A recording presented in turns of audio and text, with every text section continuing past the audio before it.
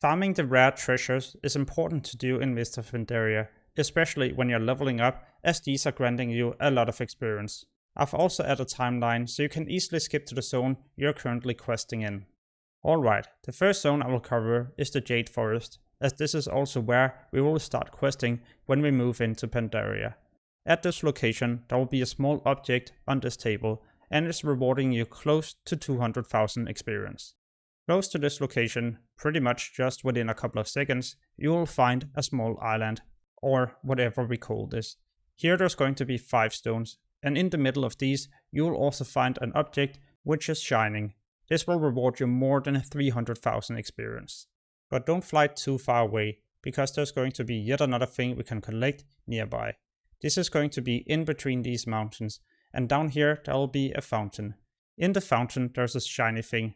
Yeah, you probably guessed it, yet another treasure that is rewarding you close to 200,000 experience. Next, you would like to move way more south. Down here there's going to be a small hub close to the water, and this is located in between 2 different zones. In fact, we're pretty much also moving into Valley of the Four Winds. In this small building there's going to be a book on the table, but sadly this is not rewarding you a lot of experience, but you could go for it just in case you would like to collect yet another thing. As an alliance you will begin questing at the southern part of the zone, therefore it could also be a good opportunity to head to this village, or well, to this treasure as quickly as possible the moment you have done most of the quest at the southern part, as this is going to be granting you close to 200,000 as well. The last one I go for in the Jade Forest, and I'm honestly not even sure if we're in the zone any longer, but it's going to be here in between these mountain areas, or well, whatever we call these as well. Here there's going to be a ship, and in this ship there's going to be a big chest. All you'll need to do is to dive down and in through this window to your right. Then you simply move to your right and you will find it down here. Yet another great thing to do to get yourself a decent chunk of experience. The next zone I'm going to cover is Kun-Lai Summit. Sometimes you'll find Jar of Anger at this location, but what you gotta do is to head to the mountain area. Here there's going to be a small cave you can head into, where there's also going to be an NPC which is meant for a quest. So when you're questing at this location you could always pick it up. Also because it's only rewarding you 15,000 experience, so it's not that important, or well, not something you should go for the moment you get into the zone. So what you could instead be doing is to head to a nearby location.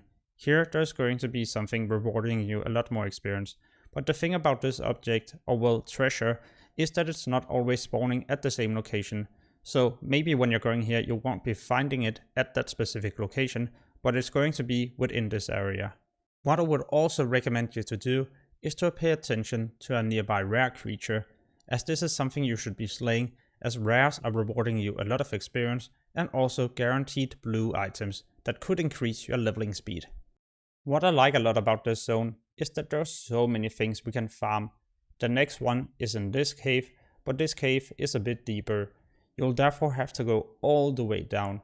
If you have Vanish or some way to, for example, stealth through these, maybe even an invisibility potion, then now is the perfect time to be using this. The moment you see this Yeti, you're also at the correct location. Open up this chest and claim your reward. There's also one treasure at the southwestern part of the zone. Usually you will also find yourself a rare creature at this location and other hostile enemies. So once again, if you can use invisibility or CCs, then this is a great way for you to collect it without having to deal with these enemies. But then again, it is a rare creature and definitely worth to slay for insane rewards. In the middle of the zone there's also plenty of things to be looking out for. First off, on this road there's going to be another road leading up to a small cave. When I did this on the beta there were also a bug, so the object I were looking for were of course there, but the object it was meant to be leaning up against, or well, laying on, wasn't there. So this I also reported as a bug, and by the time you're watching this it's probably also fixed. But what still needs to be fixed is me reaching 43,000 subscribers, so please consider subscribing to help me as a content creator so I can spend more time on this passion. It's probably not a surprise that the next treasure are once again also found in a cave, but this time you won't have to move all the way to the back.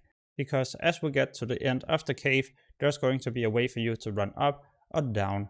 You would like to run up and then to your left. Finish off this creature and look to your right. Here you will find yourself a treasure containing more than 300,000 experience. Next, you want to make sure you're leaving the cave and moving close to Temple of the White Tiger. On the road, you will find a small passage that's leading into this area. And as we're moving to the middle, there's going to be a tablet to your right. These enemies are also neutral, so it's not like you'll have to deal with anything besides looting the object. The final treasure in this zone can be found here at the northern part. There's going to be a village and also a waterfall. And at the end of the waterfall there's of course going to be water, and in the middle of this place there's going to be a treasure which can be found at the bottom of the ocean. You just head into the middle like I do right here, and you'll find yourself a shiny object which is also granting you a ton of experience. The next zone I'll cover is Krasarang Wilds. There's usually only 2 treasures you can find here, and the first one is sadly not granting you a lot of experience. Here, on this rocky environment, there's going to be some corpses, and to your right, you will find an object, sadly only rewarding you close to 15,000 experience.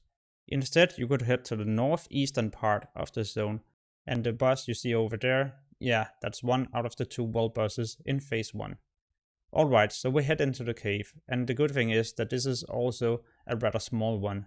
When you see the water here, you're almost there, you just move to the back, and at this wreckage there's going to be a small tablet rewarding you experience as well. With these 2 being covered, let's move to the next zone.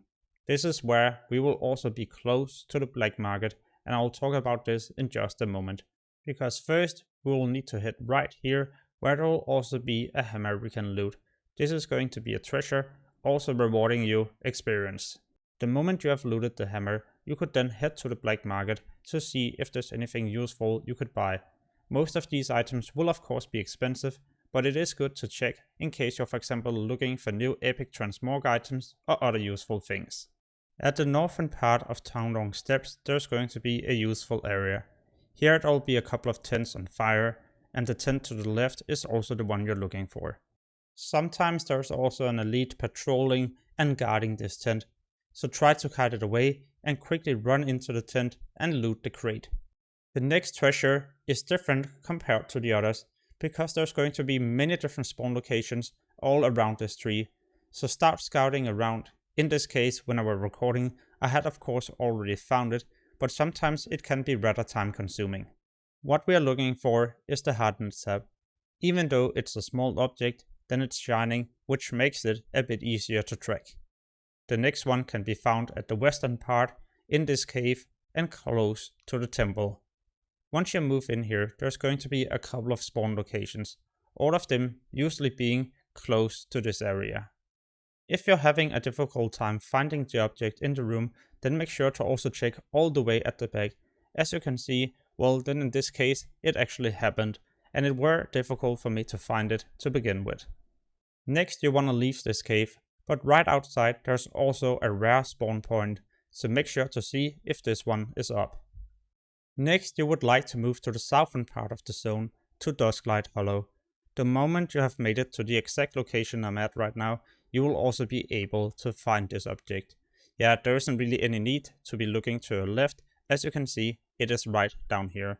And this is always the same spawn location, and also the last treasure in this zone. Next you want to move to Valley of the Four Winds, and the reason why I've kept this as the last one is because it basically also requires you to have flying. So if it's the first character, you will also need to reach level 90 before you'll probably be able to get here, unless you find someone else with a 2-man flying mount who can carry you to the destination. At least I haven't found a way to get here without flying mount yet, so if you know a secret strategy, make sure to post a comment below this video. Alright, so now we're also in this cave, and the next thing you need to do is just to look to your left. Over there is the final treasure in this chest, and I hope you enjoyed this guide. If you would like to see more useful Mr. Pandaria videos and guides, make sure to check out my channel, and soon I'll also be publishing a lot more videos. So make sure to subscribe and hit the notification bell to get notified when I post these. As always, thank you so much for watching and have an amazing day. Peace.